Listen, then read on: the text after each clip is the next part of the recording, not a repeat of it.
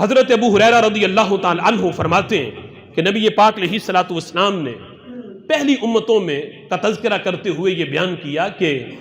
ان میں ایک شخص تھا، بڑا غریب تھا، اسے حاجت پڑ گئی پیسوں کی، کوئی اس پہ پریشانی بنی، وہ ایک امیر شخص کے پاس گیا۔ حضور فرماتے ہیں کہ اس نے جا کے اس سے قرض مانگا کہ مجھے 1000 دینار قرض دے دو۔ اب اس نے 1000 دینار، اس وقت میں دینار سونے کا ہوتا ہے، درہم چاندی کا ہے، اس وقت یہ بہت بڑی رقم تھی۔ اس نے کہا کہ ٹھیک ہے، میرے پاس پیسے تو ہیں دینے کے لیے، لیکن پہلے کوئی گواہ لاؤ کہ کہیں کل کو تم انکار نہ کر دو کہ میں نے تمہیں قرض دیا ہی نہیں ہوا۔ قرض میں تمہیں دے دیتا ہوں لیکن کوئی گواہ تو لاؤ۔ اب اس کی گواہی دینے کے لیے بھی کوئی تیار نہیں تھا۔ اس نے کہا کفا باللہ شہیدا، میں اللہ کو بطور گواہ کے پیش کرتا ہوں۔ اللہ گواہ کافی نہیں؟ ہم دونوں کا معاملہ رب تو دیکھ رہا ہے، تم اللہ کو اس معاملے میں گواہ قبول کر لو۔ اس نے کہا اچھا کوئی کفیل ہی لے آؤ کہ اگر تم کل کو نہ دو تو کوئی تمہاری جگہ پہ کوئی کفالت تو دے کہ اگر یہ نہ دے گا تو میں دے دوں گا۔ اس نے کہا اس معاشرے میں میری کسی نے کفالت بھی نہیں دینی، کفا باللہ وکیلا، میں اللہ کو بطور کفالت کے پیش کرتا ہوں۔ اب اس کو ترس آیا کہ اس نے اب چونکہ اللہ کو گواہ بنایا اور اللہ کو کفیل بنایا، اس نے کہا ٹھیک ہے، یہ لو قرض اسے دے دیا۔ وقت گزرا 2-3 سال کا عرصہ، جتنا بھی طے پایا کہ اتنے سال کے بعد میں تمہیں قرض لوٹا دوں گا۔ جب وہ قرض واپس کرنے کا ٹائم آیا، اب جس عبادی میں وہ تھا وہ شخص، اس نے وقت یاد آیا کہ میں نے اپنے محسن سے قرض لیا تھا، آج اللہ نے مجھے دیا، وقت بھی آ گیا، میں واپس کر کے آتا ہوں اور ساتھ اس کا شکریہ ادا کروں گا کہ اس نے بغیر گواہ کے اللہ کی ذات پہ بھروسہ کر کے اس نے میری بات مانی اور مجھے قرض دیا۔ نہ کوئی دنیا میں اس بات کا کوئی گواہ بنا، نہ کسی نے میری کفالت دی، اس نے اللہ کو کفیل مان کے اور اللہ کو گواہ بنا کے میری یہ حاجت پوری کی۔ میں وقت پہ اس کا قرض واپس کروں گا۔ اب اتفاق ایسا ہے کہ جہاں وہ بندہ رہتا ہے اور جہاں اس کا قرض خواہ ہے، حضور فرماتے ہیں بیچ میں کوئی بھی خشکی کا راستہ نہیں تھا، سمندر کا راستہ تھا اور سمندر پار کر کے اس نے دوسری طرف جانا تھا۔ اب وہ بندہ آیا صبح سویرے سمندر کے کنارے، لیکن اتفاق ایسا ہے کہ سارا دن انتظار کے باوجود اسے سمندر پار کرنے کے لیے کوئی کشتی نہ ملی۔ اس دن کوئی سواری نہیں تھی، کوئی جہاز، کوئی کشتی تھی ہی نہیں جو اسے سمندر پار کر کے دوسری سائیڈ پہ لے جائے۔ اب وہ بندہ کہتا ہے میرا تو کردار ستھرا ہے، میں نے تو نیت دینے کی تھی، لیکن وہ شخص کیا سوچے گا، میرے کردار پہ تان و تشنیع کرے گا کہ اس نے رب کو گواہ بنا کے بھی اس نے میرا قرض ٹائم پہ واپس نہیں کیا، یہ تو دینا ہی نہیں چاہتا تھا، اس لیے معاشرے کے اندر اس کی گواہی دینے کے لیے بھی کوئی تیار نہیں تھا، یہ تو بندہ ہی ایسا تھا، وہ کیا سوچے گا میرے بارے میں۔ میرے آقا فرماتے ہیں اس نے یہ سوچ کے ایک لکڑی پکڑی،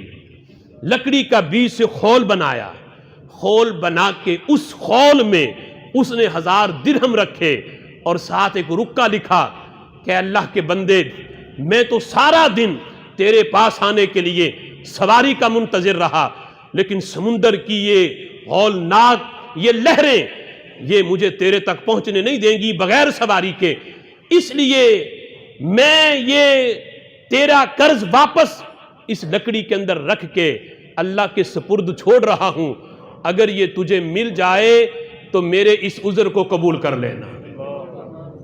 اب اس نے 1000 درہم اس لکڑی پہ رکھ کے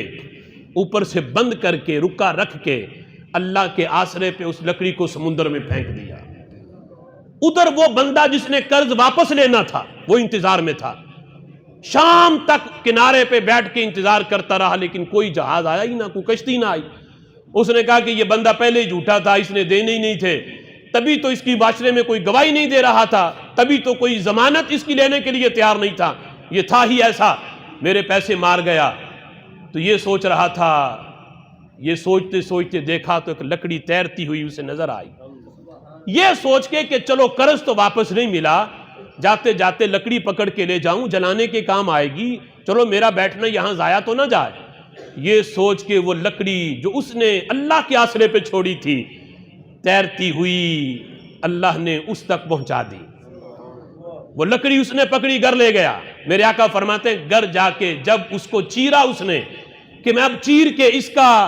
جو ہے بالن بنا کے لکڑیاں بنا کے اس کی آگ جلاؤں، جب اس کو چیرنے کے لیے اس نے ہاتھ بڑھایا، کھول کے دیکھا تو 1000 دینار بھی تھے، ساتھ رکا بھی موجود تھا۔ رکا اس نے پڑا، دیکھا۔ اب ادھر وہ بندہ وہ اس کشمکش میں ہے، پتہ نہیں پہنچا ہے یا نہیں پہنچا۔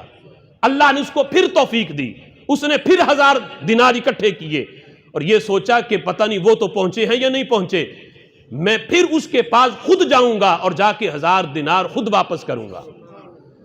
اب قرض کسی سے لیا ہو، دینے کی نیت سچی ہو تو اللہ بھی غیب سے مدد فرماتا ہے، اور اگر لیا ہو لیتے وقت دیے ہو، دینے تو میں نے کوئی نہیں، اور پھر جب بندہ 1000 بہانے ہیں پھر، لیکن جب نیت سچی ہو تو اللہ غیب سے مدد فرما دیتا ہے۔ اب اس نے 1000 دینار پھر تیار کیے۔ اتفاق ایسا ہے کہ جب تیار ہوئے اسے سواری بھی مل گئی، اس بندے تک پہنچا، اسے وہ بھی زندہ مل گیا، بڑا اس نے خوش ہوا، شکر ادا کیا اور 1000 دینار لا کے اسے دیے، اور ساتھ کہنے لگا کہ میں لیٹ نہیں ہوا، عذر یہ ہے کہ میں وقت پہ سمندر کنارے پہنچا، سواری نہ ملی، اس وجہ سے لیٹ ہوا، لیکن میں نے پھر بھی 1000 دینار ایک لکڑی میں رکھ کے پھر ایک رکا رکھا اور میں نے وہ اللہ کے آسرے پہ تیرے تک چھوڑی تھی۔ اب جس وقت اس بندے نے سنا، وہ بھی آگے 2 نمبر نہیں تھا، اس نے کہا اللہ کے بندے تجھے مبارک ہو، یہ والے دینار اب میرے نہیں، جو میرے تھے اللہ نے میرے تک پہنچا دیے تھے۔ اب کو وہ بھی ایسا ہوتا تو کہتا ٹھیک ہے، وہ پتہ نہیں کہاں تو نے چھوڑے تھے، کس نے لے لیے، میرے تک تو نہیں پہنچے۔ لیکن میرے آقا فرماتے ساتھ اس نے بھی بولا، اس نے کہا